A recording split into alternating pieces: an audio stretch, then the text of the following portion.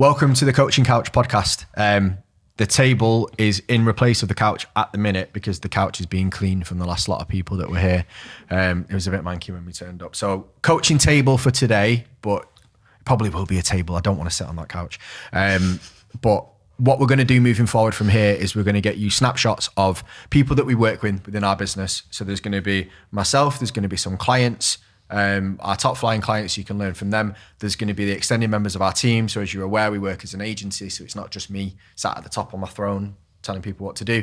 There's a whole expert team of people here. We want to get you to understand their knowledge, get some tips from them, and some assorted guests whenever I get important enough to get some guests on. But we'll see how it goes. Not a lot of people want to sit here and talk to me for an hour. So we'll have to get some bribing done. So please, if you do want to sign up so we can afford some better podcast guests, let us know. After that extremely lengthy introduction, this is Shannon. Shannon is one of our coaches within the agency. So she helps people with lead generation specifically and training their lead generation teams. What do you do, Shannon? Exactly that, really. So told you. I run more or less like a lead generation agency, I would say. It's like a team of girls who are appointment setters for online coaches. We have worked with other people, not just probably in the fitness industry, but I think our skills and the way I've trained the girls is probably best fit within the fitness industry and what we do. Are they all girls? At the moment, yes, right. So I did get shouted at the other day at the gym because they were like, oh, well, you know, if like a guy did this, like, I was like, okay, whatever, that's fine. But so I have had a couple of lads apply, which I will sort out when I get back from holiday. But I think... Are you going to let them in because they're lads, or are you going to let them in because they're good enough?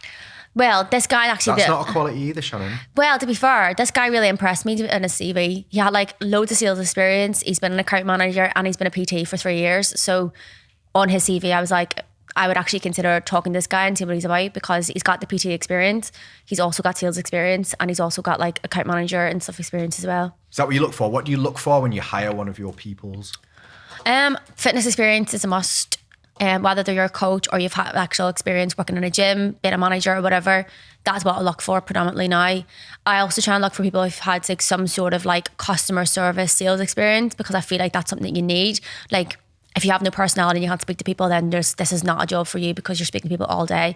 So that's the type of stuff that I look for. And also just like their energy, like how they are on a call. Like if you're dry as a bone, like I do not want to work with someone like that because I'm like really like, I want you to be communicative. I want you to be chatty. Like I want the coaches to have a good relationship with you as well. So like if you're just dry and like have no personality, then it's definitely not for you.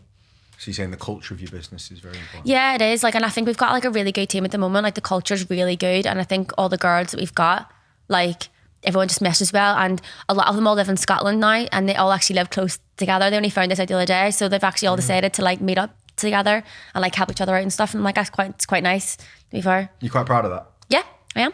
Because like my manager only lives like 5 minutes away from my house, so. Is this like Lauren? Laura, what does Laura do? she is my manager of Shannon. She helps me with like everything on a daily basis, which I don't think I could do without her. Like just everything. What's Laura's actual job role within the business? So Laura is actually the manager of the team, so she'll help me manage the team itself. So she'll attend all the kickstart calls with me, any catch up calls with the clients. She'll like be the first person really that the girls go to if they can't get in touch with me, or say like they know I'm actually really busy because I do a lot of calls every day. So, what's good now is that we developed like a good system where they will actually go to her now instead of always coming to me. Because obviously I get bombarded with my messages all day, every day. And then she'll be in the chats making sure that all the clients are doing okay. Like she'll help them out with like any responses and stuff. She'll check all the end of day reports and stuff that went out. She'll make sure that all the girls have sent out the Monday messages, like Friday messages. The travel boards are done. She manages my social media. So she does a lot. That sounds like a lot, to be fair. I think I lost you halfway through there. It does sound like a lot, but to be fair, it's not like it's not like it's like an all day job. It's like a very much like intermittent every day, and it's flexible as well. It's like I don't expect her to be like on her phone all day. Like she just helps me out so much because she's done the role as well before, as in like she's been a VA within the business. So she's done all the roles, so she knows exactly what to do. And she's got really good results with all her clients, so she knows exactly what she needs to do. How does it feel how many staff do you have at the minute? I actually don't even know at the moment because I've just hired two more girls, right? So I think I've got like 11 or 12 probably on board. 12 staff or 12 including Laura? It's probably 12 including Laura now, and then potentially maybe another person, because like a lot of the girls might do like another part-time job or something, so like they may only take on like say like 4 clients, but that's 4 hours of like work they'll do. So like everyone has their limit, you know. You can't have like I've got a girl now at the moment, she does like 8 or 9 hours a day of doing lead gen, and it's mad. Like it's a lot of work, and that's her full-time job. But for some people, like 6 hours is like enough. I think 6 is a lot. I think 6 to 8, if it depends what kind of personality you've got, right? Yeah. So what's then the next step for the staffing side of things? Are you looking to bring on people who are more full-time, that do more hours? Are you happy with people doing part-time stuff? I'd rather have more people coming on and do full-time, because it helps me out a lot to just have people to be able to take on clients. Like, and I'll always give the full-time staff more priority over the other ones. Like if a client leaves, then I'll get them one to replace, which is like, I mean, we have leads coming in all the time, so it's not that hard. But it just gets to the point where I'm like, where am I going to put all these people that come through? Like, because everyone's full. Did you ever see yourself managing a team this big? Oh no, like when I first started this last year, I thought it was just going to be me. I was like, I can't do this side hustle for like all by myself. So when I made my first hire, she's actually still with me as well. Alex was my first ever hire, and she's still with me a year later. That's mad though. I know. She enjoys it though as well, and she does her own stuff too. So at what point when you started the business, this is probably skipping ahead a little bit, let's maybe rewind slightly. So how did it all start? What was the reason for starting Social Shannon? Where did it come from? Obviously, it was my idea. It wasn't your idea. I was just like... It was my idea. It wasn't.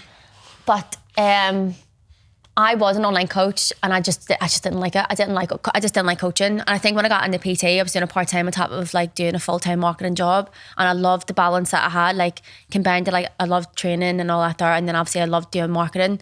And then when I went to go full-time in like 2020 with another coach, it was just too much. It became the point where I was like, I think the type of coaching that we were doing, like a lot of mindset work and stuff, I was just like, I just don't want to do this. Like, I'm not good at it. And then when I tried to do it on my own, I was like, I was just getting a lot of people in where I was like, they need a counselor and a therapist, not a personal trainer. So I felt like I kind of attracted the wrong people, and it made me fall in love with it a little bit. I don't think I'd ever go back to like coaching people on calories and everything else, because it would drive me nuts. I mean, if you had to go back to coaching people, you've probably royally fucked up, and then you deserve it, I would say. What do you mean? Well, if you have to go back to coaching now from the position that you're in, you yeah. fucked it, and you probably deserve it. Yeah, no, I wouldn't even. I would never go back to like doing coaching. I'd just go back to doing marketing. Is that what you do if you weren't doing this? Probably, yeah. I'd make my way up to being a director, because that's what I always wanted to do before this. But now you are. I know, but now I am doing my own business.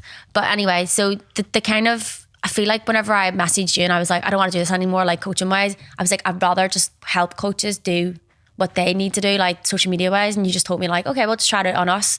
So I was managing yours, and I was managing the GRT. And then it kind of just snowballed from there. Like I had like a couple people from the mentorship come and like do work for them. And I was doing a couple of extra hours of work every day on top of still account manager job that I was doing. And then it just kind of started snowballing. And like some of the people that I've took on in October last year are still with us now, which is nice. So it was my idea. It wasn't your idea. You just said like, try this out and see if you like it. And so it's just did. And you did. And so it was my idea. Paid off. It did pay off. But it was me who made it this way. So I'm just saying. It's all your hard work. Yeah. I just want credit for the spark that set it on fire. That's all I want, Okay. Shannon. I want my fucking credit. Okay. All I'll right? give you credit. That's There it. we go. We can't get anything else. What was the point where you started doing it? So like you said, like we hired you to obviously do our stuff, and then it snowballed a little bit. Obviously, I was running GRT. I had like one foot in GRT. I had like my big toe in GRT. I was going to say like a tiny toe just dipped in the water So this was the point that I really started scaling myself out of the business. So there was a point probably about 12 or 18 months ago from recording this, where I was running both businesses and I was massively enjoying the business side of things and coaching the business stuff, which was like the first kind of iteration of what we did. It was just me getting on calls and just advising people, basically. And I was doing so many of those calls. I was having so many people sign up. Like I think I went from 0 to 40 clients in about 2 months. It was nuts. Probably because I wasn't charging a lot, but I was. You only charged me $350. a month. Yeah, I did charge 350. And I remember I was on the mentor and they charged me like £600 and didn't even get as a smidge of what I got out for 350. Yeah, that's the way you have to start a business though, isn't it? You've got to kind of go in a little bit and then over deliver, and then as you start to put the pieces in place, you can kind of go up. But for me, like that was the first kind of business advice I was giving. So I was like, I wasn't charging my worth, I was charging for my time. I was like, well, this is how much time I'm probably losing by giving this advice. I can't give it for free or else I probably would have done. So I was like, right, this is the trade-off that you've got to do. I like it. I want to get started into it. I like helping people. So I traded off the time. So then I've literally started trading my time out of GRT. And GRT maybe ran on its own for 8 months with me doing one Monday meeting on a Monday morning and some little like assorted stuff. But I built out a whole back team. And I don't think people realize this, that like for the last 6 months, GRT turned over 500 grand and I did zero work. Yeah. I did nothing. That's because the team you had built. Yeah, well. I know, but I don't think everyone ever actually realizes that like when I say like scaling yourself out your business and being a CEO, like I did fuck all for 6 months. I built a whole separate business. I think you still had clients though as well. Remember, like you were saying, like these people had paid you for like a year or something, and like you were still. Oh yeah, I had 4 clients who were dead cool lads. They were all friends, and the 4 of them had paid for a year up front. So I was doing those like Monday morning. It took me maybe half an hour. Then I did the Monday morning meeting. Then I had the meetings with each individual member of staff of like what I needed for that week. Like we had Joel, who was our little like content wizard. He actually ended up going to 5 Palm in Dubai and being their photographer, which couldn't turn down. I remember he rang me and he was like, was that the guy who's on the photographs for the OnlyFans people? Like, yeah, he was like, he was like, oh my God, what you got with that yeah, I'm sorry, bro. Like, I know you've given me this opportunity, but 5 Palm have rang. And I was like 5 Palm, like Dubai 5 Palm. Yeah, I was like, how old are you? And he's like 22. I'm like, fucking go.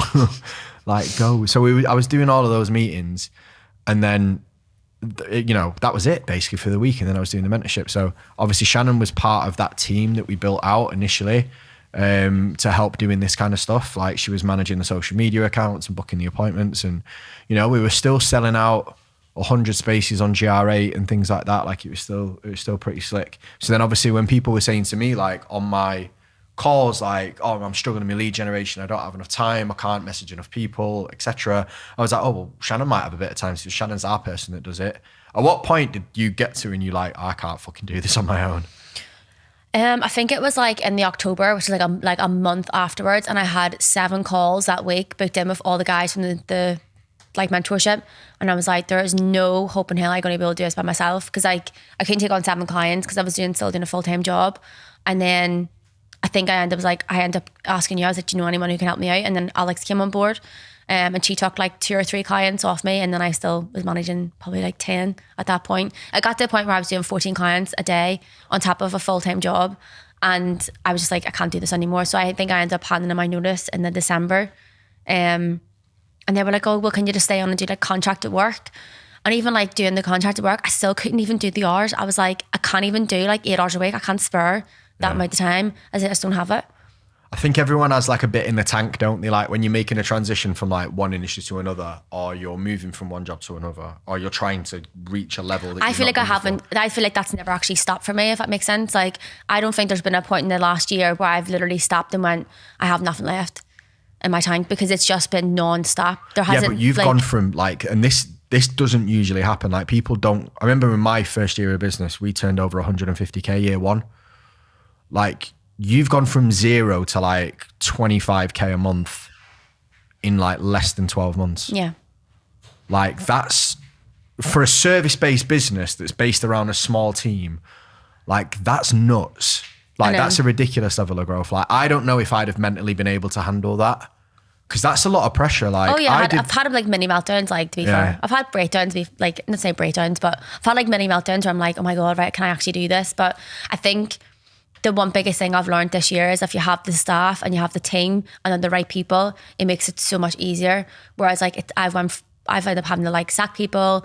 Like I've had a girl who started on like day 1 and like after 3 hours was like, I can't do this job, because she just didn't want to work in the fitness industry. And I was like, could you not told me that before? Like I hired you to do the job.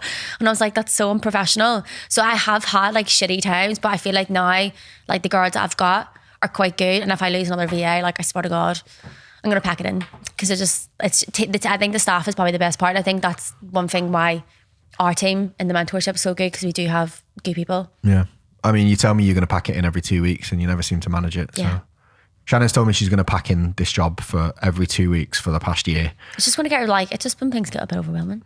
Yeah, but this is what I was trying to say. Like you've had literally a crash course in so many different levels of business over a space of 12 months. Like you've gone from, and this usually doesn't happen in this time frame, you've gone from starting a brand new business to launching a product, to having that product sell out your time and you be time capped, to then hiring the next level of staff, to then having that time capped, to then where you've actually had to get a manager in to manage the level of staff that you've got and provide the service. Like you've gone through like a 3-year business development in like 12 months.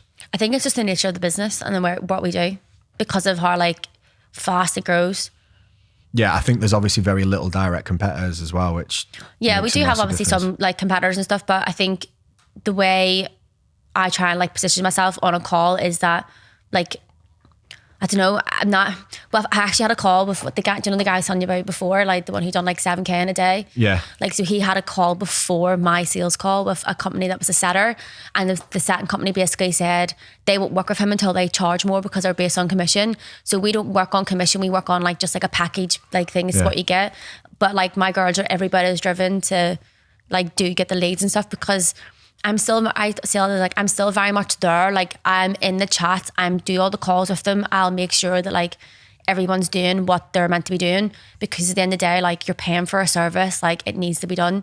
So I think the reason why I always get so overwhelmed and I'm like, oh my God, I can't do this for every 2 weeks, is because I'm still very much heavily involved, like on the, not even say day-to-day stuff, but I'm still like, if I see something in a chat and I'm like, well, why isn't this done?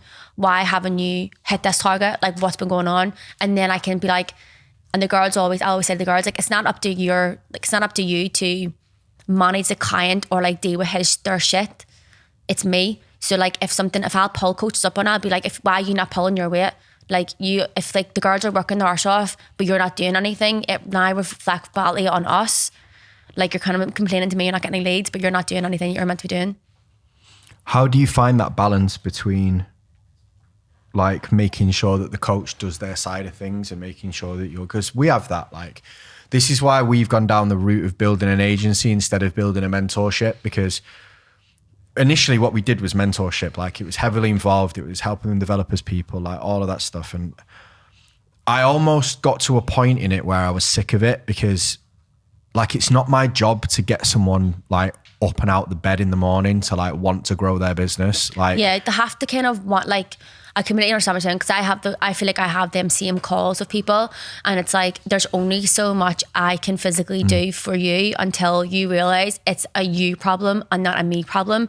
Like I'll literally be so hard on my girls. I'll be like, well, why aren't you not doing this? Why is this happening? And I'm like, give me feedback on what that coach is doing.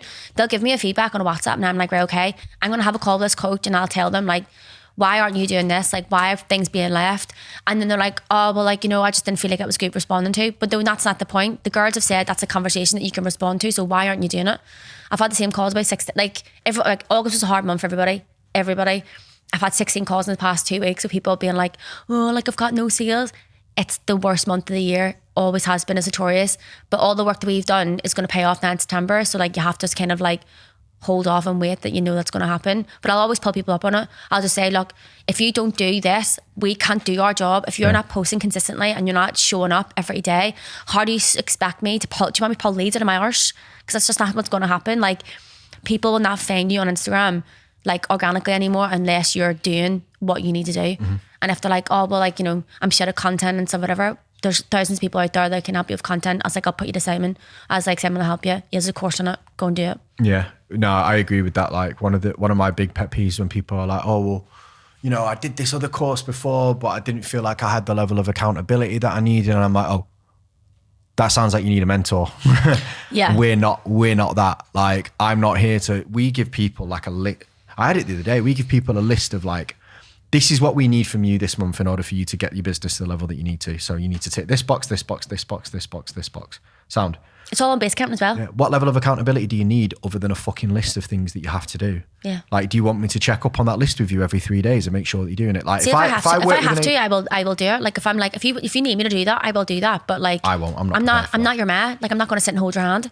Yeah. Do you know what I mean? Ma is mum if you can't translate that.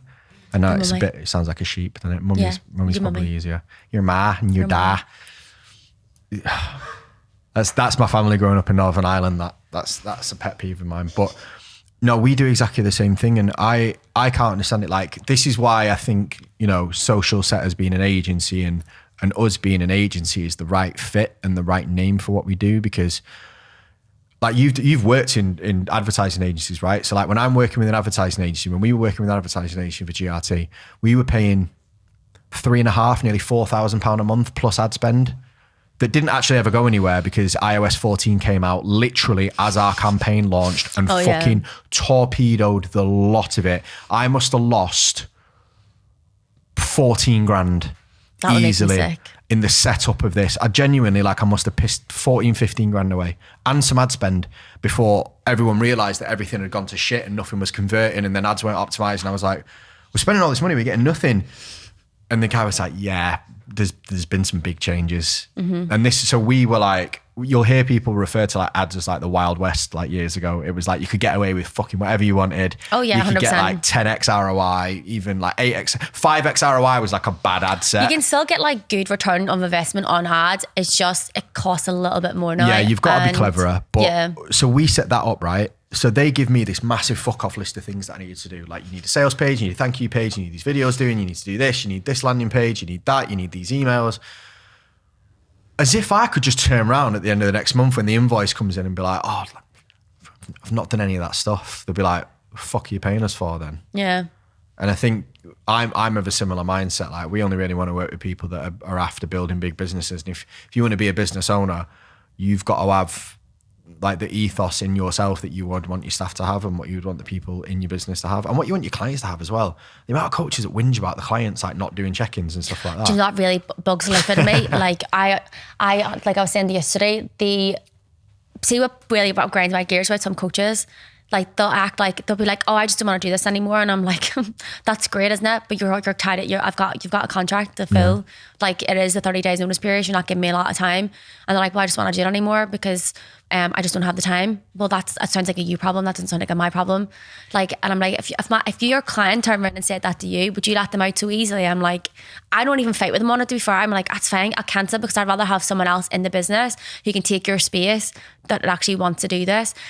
My service doesn't work for everybody, and I will never claim that. And I always say I will never guarantee results because it's a team effort and it's not going to work for everybody. I think it takes, like I say, like we've got like 50 odd clients now, like, and all of them, I wouldn't say all of them are doing well. I would say like 90%, 95% of them are doing well. There's always a couple people that just don't really do well because of the stuff that they have going on in themselves. You can't factor in personal issues of a business. Yeah, not even personal issues, but it's like they have no direction. They've stopped doing all the things that they said they were going to do, so they're not even posting anymore. They're just like. But that to me is a personal issue. That's a personality flaw. Like, you don't. I'm going to use a bodybuilding analogy here, which probably won't resonate with you, but like if you're wanting to be a good bodybuilder, if you're wanting to do certain things, you have to do the boring shit day to day. Like, I'm very lucky to know some like really top end bodybuilders. Like a good friend of mine. I go to gym with all bodybuilders. You know what I mean? Like some of my close friends are all doing their shows and stuff this weekend. Like the stuff that they do on a daily basis, I'm like, oh my god, like I could not do that. There's just not a chance. So a good friend of mine, John Hodgson, he's an IFBB pro. He came second to Flex Lewis in the Britain Grand Prix once, and like genuinely, this always sticks in my mind because it's the same about business.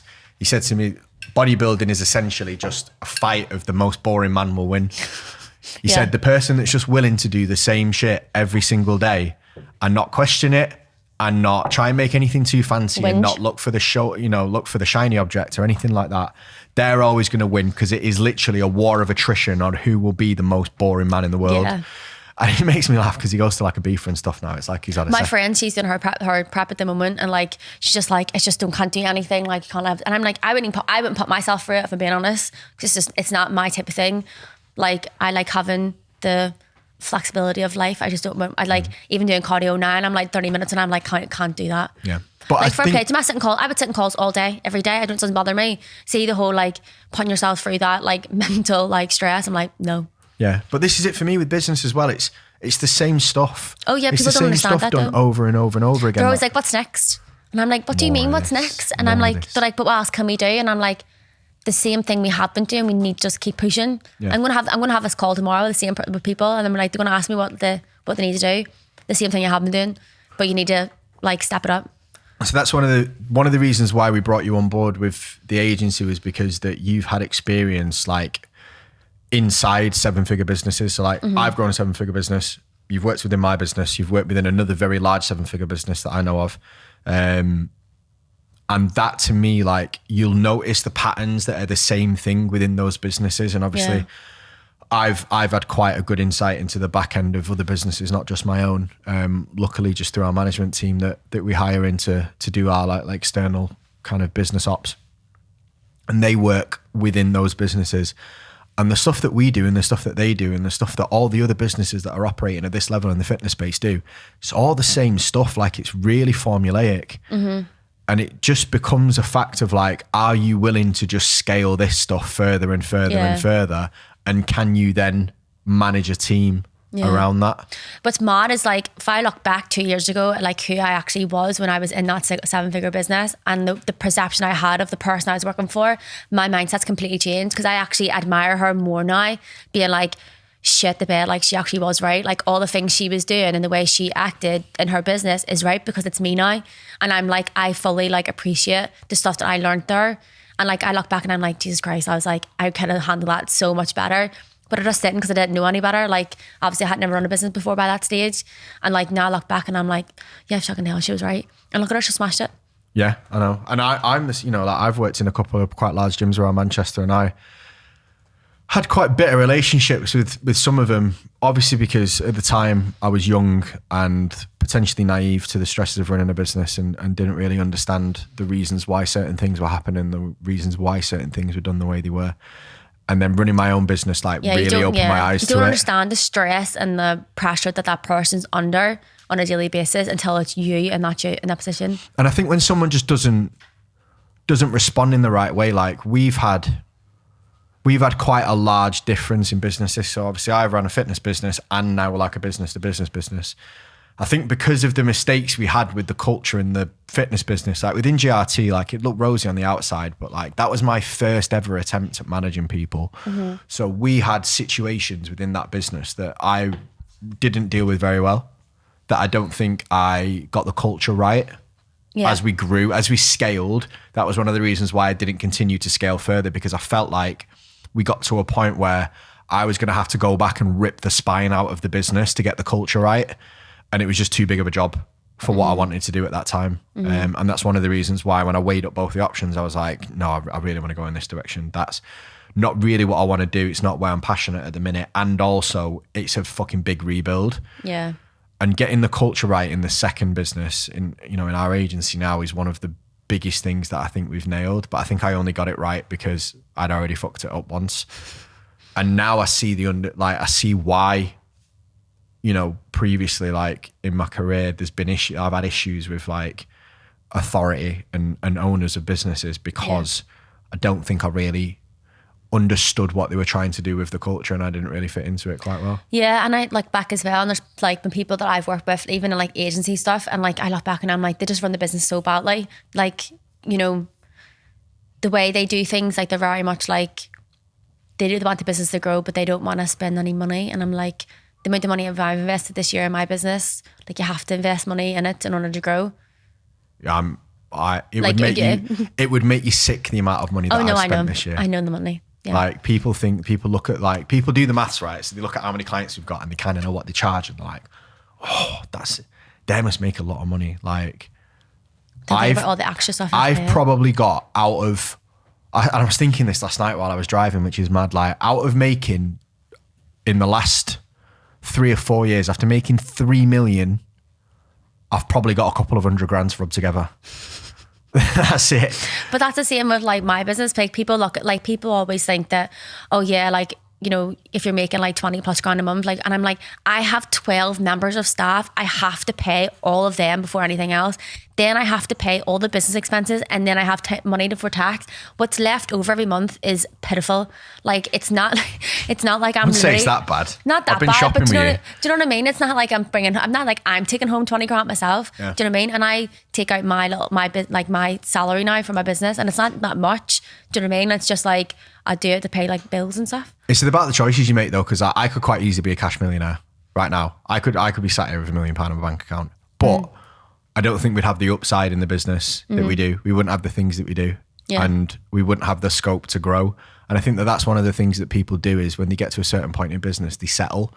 They're like, oh, well, this revenue's all right. Like, I'm doing all right now. The profit's good. And then they hold on to this number that they have to make every single month. When reality, like, once you get to like 10K, like, what the fuck are you spending it on? I only stopped paying myself 50 grand a year last year. See, if I was a coach and I was making like 10K a month, I'd be absolutely like flying. I'd be like, sweet, like holiday every month I'd be going on. But we're trying to, like, the thing that I'm trying to get across is like, if you want to grow like a large business, if you want to maybe look at growing a 7-figure business, when you get to 10K is not anything. Like 10K is fuck all. I think it's because of the numbers we see with people that we work with inside the mentorship. Like 10K is nothing anymore, which is actually scary when you say that, because like 10 grand to a lot of people is a lot of money. Do you blink anymore when any of our clients make 10 grand? No. Neither do I. I'm like, all right, yeah, grand. Right, okay, I what's don't next? really pay attention until 20. Like, even when they're like 12, 15, I'm like, sound, carry on. Yeah, keep going. Keep going. Like, I think he's sat over there waiting to speak to us in a bit. I think Ataz did 12 grand the other month. I think I forgot to reply to him. I think he texted me saying, oh, I did this. And I was like, oh yeah, that's nice. Yeah. Because I sent you mine the other month and you were like, oh yeah, keep going then. I was like, all right. It's because I know what people are capable of. So I know where people can take businesses, and I know that we're giving them the structures, and we've got we've got everything. This is what we did with it. Like, we collated everything. And when I was like, when GRT got to the point where I was out of it, like completely with my toe in, or whatever we've decided I left in Your it. toe. Yeah, my toe. Like, we had everything that we needed, but the outgoings were like, we were making a lot of money, but the outgoings were like huge. Ridiculous, yeah. Really big. Whereas like, and I was thinking, surely I could fucking get this cheaper. Like, I'm paying X amount for this, but this is all that I'm getting out of it. I can pay X amount for this. And it's because you're hiring external people who are freelancers. So when you do that, naturally, if it's not a contractor member of staff, you pay more. You pay more per hour for a freelancer than you do for a contractor member of staff. So what we've kind of done is got the shell that they need. Other than other coaches to coach the clients, there is nothing that anybody needs outside of paying for our agency. There's nothing. We've got absolutely everything. And if we don't have it, I go out and buy it. Like, I pay for it and make sure it's in there, so that we've got the capability of, we could work with, I think realistically, we'd probably have to double the team. So everybody that we've got right now would have to have like a number 2, like almost like a mini me that did exactly the same job as them, maybe just as large as me, but whatever, that would do the same job as them. And I think if we did that, we could generally handle like 400 people. Yeah. Which is mad. But they're only paying such a small percentage of what it would cost to get every single person in. Yeah. So I know that, we've got the infrastructure that I had when we were making 7 figures. So there's no reason that they can't. All it is a flip-flop of getting more eyes on the profile, getting more eyes on the product, making sure all the numbers work all the way through, and then getting more coaches. And then it just becomes like a seesaw of like delivery, marketing, delivery, marketing, all the way up. But people don't see it like that, do they? Yeah. There was like, what's next? What do you have to do next? And I'm like, just keep doing the same thing you are doing. It's going to pay. It's like, you have to like regurgitate. Like, sometimes I feel like I repeat myself, but what can you do? I think sometimes you just have to. I think sometimes you just have to bore the same point home. Like, when somebody's like, what's next? I'm like, okay, cool. What's the problem? Do we need more people, or do we need more staff? Because it's one of those two issues. That's it. You either need more sales or you need more staff. One or the other. Do you need more sales? Okay, cool. Where in that sales chain do we need to put help? Have we not got a big enough audience to supply the sales? Is the audience not converting? Are we not getting people on calls? Are we not getting people to show up to calls? Are we not closing the call? Are we not retaining the client long enough? Yeah. And you find out where the problem is on that chain, and then you fix it. It's really formulaic, and I don't know how people don't see it. It's literally just like numbers, like, do these numbers match industry standards? No. right, fix it until it is at industry standard. And then we work on the next one and the next one. And I think a lot of people actually, you know what the problem is? A lot of them don't know the numbers. A lot of them don't know what they should be getting. That's what I ask people on calls as well. Do you know? Like, as how in, many like, of them actually know? Oh, like not a lot of them. Like I always ask them, I'm like, right, okay, like so say I was like, how many like calls and stuff do you book on average a week? And they're like, oh, we'll book like 6. Okay, well, how many conversations have you had with those people? Like, how many conversations? And they're like, I've no idea. And like, how do you find out? And I'm like, we should have been tracking it. Have you ever said to someone, how many hours of messaging do you do? How many calls do you book? And how many of those calls do you convert? Yeah. Has anyone actually ever answered that question? They answer it, but they don't answer it correctly. They're like, oh, well, I think like it takes me like, I'd say like probably yeah, it's like a fucking made up answer because they don't want to sound like a muppet. Every day I spend on my account and I may book like 1 call and I'm like, no, you don't. Yeah, that's like, no, definitely, that's the, sometimes they feel on the spot and they feel embarrassed that they don't know it, which they shouldn't do, really. They say the conversion rate on calls is like 50%, and I'm like, that's absolute dog shit. And I was like, that's not a problem I can fix. Yeah, I mean, 50% isn't dog shit if your price is good enough. If you're selling a £100 program. But if someone's like price is like 700 up front, like £900 up front, and they're being called too expensive, but I know there's guys out there that are $1,500, like $1,500 or £1,500, like up front, and they're selling it. Then I'm like, there's a problem there with how you sell things. Yeah, absolutely. It's just, I think it's one of those issues where you just don't really know. People don't really know. People don't know what they should be targeting. People don't know what they need to be targeting. And they don't know what actually the industry standard of the target is. Yeah. So they get sold this fucking lie that like, you should be converting 90% of your calls. And I'm like, if you convert 90% of your calls, you're way too fucking cheap. Like, surely if you convert 90% of everyone who gets on the phone to you, there's 2 problems here. Either there's not that many people getting on the phone to you, or else you'd be full. And then when you are full, you've left money on the table because you've took the easy route and you've actually not got the price point that you should have done. Yeah.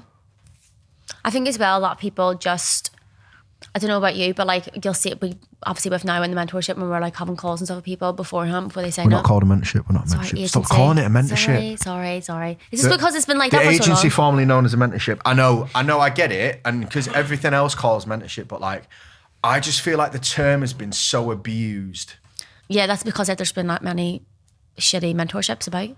Yeah, but it's not even that. Like, I think for me, like, there is a difference between being a course, being a mentor, and having an agency. And I feel like if people were really clear about what one of those things are, like, if you're a course with a bit of support, you're a course. If you're a mentorship, I expect like accountability, like personal helping, like, hey, like, you all right with this? Like, do you want to have a call about? Did you do your checklist today? Yeah, have you done your checklist? Like, have you made sure you're looking after yourself? Like, have you brushed your teeth this morning? But like, are you taking your vitamins or your supplements? You know, it's stuff like that. Like, whereas like we're, I think, different to that. Like, I don't give like, you're getting no accountability off me. Like, your accountability should be you're paying us. If you're paying someone to do something, you should fucking do it. Like, if you want to grow a business, I ain't forcing you. You would think that would be like the trigger of someone. If I knew that like however much money was coming in my bank every month, I'd be like, shit, I actually fucking need to get this sorted because like I need to like tick off the boxes to get it done. I'm that tight that up until last year, I was making my own rice when I ordered a takeaway.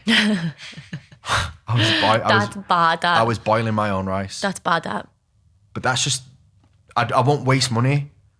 I was at a point where I was younger where like money wasn't there to be wasted. Like, it had to be used correctly. So if I'm going to spend like, even if it's like numbers now are like insignificant. Like, if someone says to me like something's going to cost this much, you can't make a good sticky rice though at home.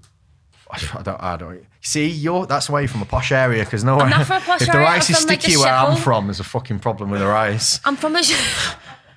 I mean, like a Thai, like a Thai green curry or something. Who has a Thai? I love Thai. There's no Thais. It's either a chippy, it's a curry house, it does kebab, or it's a chippy that does Chinese food. Yeah, I live on the world now, so it's a little bit different. Oh, okay. Yeah. Look how she's changed. I know. Thai if I said that curry. back home, I'd probably get slapped by my granny. Yeah, if my rice was sticky, I'd be sending it back. Oh, my granny would be like, words. what the fuck is that? Like, get that away from me. My granny is literally a chicken fried rice girl, and that's literally what she orders every time we go home. And it's the same Chinese, but have done for the last like 10 years. She'll never go anywhere else. Does your granny live over here now? Or No, my granny lives in... all my family have never moved out of Belfast. They've never lived anywhere else in the same street they have lived in now. Are they being held against the will? No. I'll not blink just in case anyone thinks that I am, but no. They've just never lived anywhere else. Like, that's just the way they are. They're happy with their lives. And they're not like we're not loaded or anything. Like, do you know what I mean? They've all like worked. My whole family have all worked. Most of them have all worked 2 jobs, and that's what I was. I worked 2 jobs and still do 2 jobs more or less. Like, I've worked 2 jobs for like 10 years. I'm just the way I am. What does your granny think of? I'm going to call her your granny because she's your granny. When I feel like when somebody gives them the grandparents a name, like you've got to go with their name. Like if somebody's like, oh, it's my nan, and you'd be like, oh, is that your grandma? Like, they're like, it's not my grandma, it's my nan. I say like my granda. So like I've obviously got my granda like tattooed on my wrist, and everybody's so good to me. You've missed the D on the end, and I was like, no, because I didn't call him granddad, I called him granda. They're like, oh right, and I'm like, it's not Mr. D. Like he's not a retard. He doesn't. It's an Irish thing. What do you call your grandma again? Granny. Granny. What does your granny think of your business? Does she know? Yeah, like my whole family knows about my business. I don't know they got a new car, but they know about my business. Do you not know you got a new car yet? No. Tell everyone what car you bought. An F-Type. A what? An F-Type. I haven't told F-Type anybody, and the reason why I haven't told my family is because sometimes it can be very judgmental. And it's not like a bad thing. Are they going to be judgmental of the money that you spent, or are they going to be judgmental that you bought the car of a 40-year-old accountant? They'll be judgmental of the money that I've spent on a car. That is literally what it'll be. They'll be like, I can already hear the voices in my head. What do you need that my bad car for? Like, it's just like, that is just the way they see things. Like, things like that are a very big, massive luxury. And it's not like I've got the money, like I'm going to splurge on a car like that. It's just like, I wanted it, so I got it. I'm not annoyed at you. I'm more annoyed that the Porsche Cayman's in pretty much the same price bracket and you didn't get one of them. Well, we all know why I didn't get one. I know. Next year, next car, I'll get one. Oh, you need to go bigger than that. Now you get a Cayman GT. Oh, Jesus Christ. Car. I can't even go fast in my own car, never mind a bloody That's Cayman GT. That's a big car though. Like it's got a really long, but it's almost like a muscle car setup where it's got a really, really long front end. So like, I remember when I first got my Mustang, like I felt like I was a kid driving my dad's car. You know, when like you first drive a car with a really big front, like you don't when know I where drive it is, and you're like looking over it like this, and you think. When I drive Tom's car compared to my car, it's so light, and I'm like, I could literally swing this about, and I'm like, my car, I just couldn't do this. I like panic when I'm in it, like driving it fast. I'm like, oh god. Yeah, the big cars. Yeah. Probably one of the most fun you can have for that price bracket. I think when you're in that price bracket, you've got a couple of choices. You can either get like an F-Type. I love how we went from like talking about lead generation to cars and the space. This is like how my head goes. Sorry, Sorry, we're down the rabbit hole now. You could get an F-Type, you could get a Mustang, you could get maybe like an older M3 or something along those lines, maybe an M2. Yeah, you can get an M3. An M3 and M2, but it's by 36, 35. It's just like this is why the F-Type and the Mustang are in like a slightly different category because they're different, aren't they? Yeah. Like because they're nice. So they only got two charges about. That'll be one thing my granny will say. Why have you only got two seats in your car? Is that because she's getting a bit broody for a great grandchild? No, she doesn't. She doesn't want me to have any kids. She doesn't want you to have any kids? No. Oh, we've got to delve into that. No. There's definitely some issues there. No, Why it's not? just, I think it's because all my family live in Ireland. So like my family feel like because if I had a kid, they would never see it. You're a foreigner. And like also that kid would be probably born English and like not Irish. Like they were like, if you ever get pregnant, you need to come home and have the child in Ireland. And I'm like, why would I do that? And they're like, because then it'll be born Irish. Like it has to have an Irish. And I'm like, you are all mental. Like it'll still be Irish because of me. They're like, no, it needs to be born in Ireland. It's different though, innit? Because I'm Irish by blood, but I've not got an Irish passport. I could apply for one. Yeah, but they would keep like they're like saying, oh, the kid needs to have like an Irish like birth certificate. Oh, so you're gonna have to fly back there? No, I'm definitely not. You are. You're I'd buy another job. You're gonna get put on the ferry.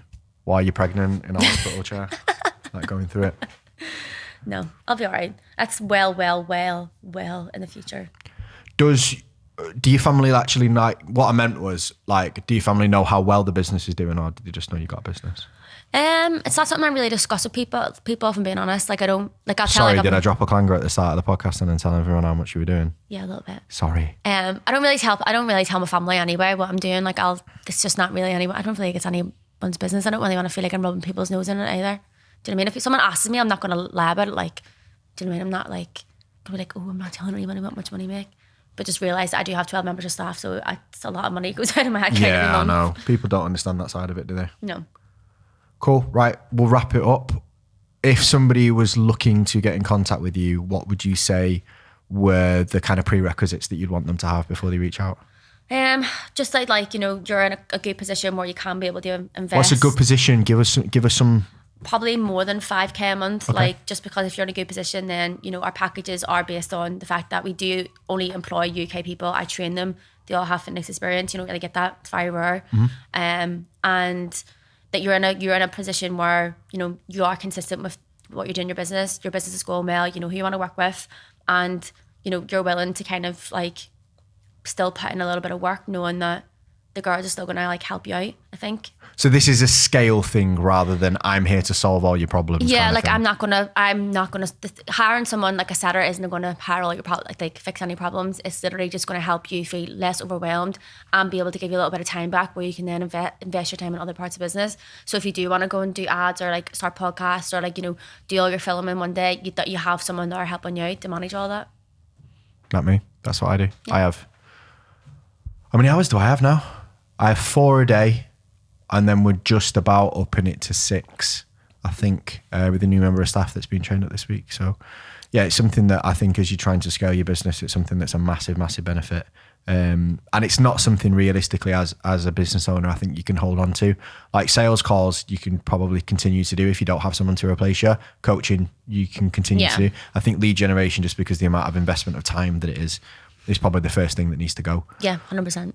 Cool. How can they find you if they fit your criteria? Just on Instagram at the moment. I don't have a website, but I'm going to think that's like a 2023 problem. I'll do that. Yeah. But yeah. What is the Instagram? Social_Shannon. I'm not going to change that anyway either, because I've decided I'm going to keep it. You're going to keep Social Shannon? Just the IG handle. But the business is called Social Setters? Yeah, so the brand is going to be called Social Setters now. Sick. All right, I will tag that somewhere. Anything else you want to leave some dying remarks? No, I think that's everything. I think I've given enough. Final question that we give to everyone. Well, that I'm going to give to everyone. Basically, we started recording these podcasts and the thing we were filming on was shit. So I've had to do some of these twice. Just to let you behind the curtain. Final question. What would you give to some advice for a coach that's maybe either just starting out or just getting like the first couple of grand a month? What would be your big chunk of advice to them? Keep doing the basics because it works, and like I can regurgitate the same thing over and over again. Like if you're consistent and you keep at it every day, it will pay off. Like just don't let it get disheartened whenever you get a lot of no's, because there will be a lot of yeses. Thank you very much. You're welcome.